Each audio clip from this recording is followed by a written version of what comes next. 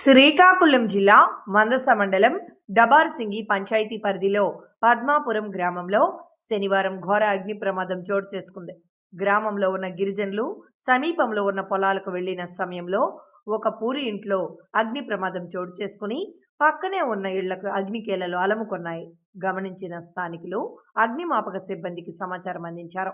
ఘటనా స్థలానికి మందస, పలాస అగ్నిమాపక సిబ్బంది చేరుకొని మంటలను అదుపులోకి తీసుకువచ్చారు. కానీ అప్పటికే ఇళ్లలో ఉన్న వస్తువులతో పాటు 4 పూరిళ్లు అగ్నికి ఆహుతయ్యాయి. అన్నీ ఏటి చేయలేదు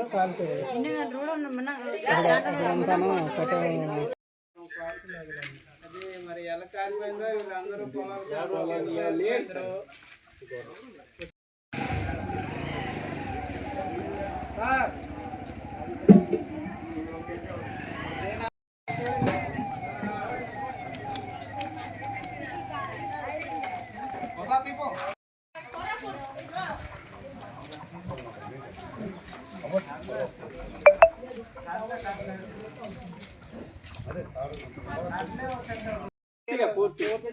4 ఇళ్ళు పైన చేసాము.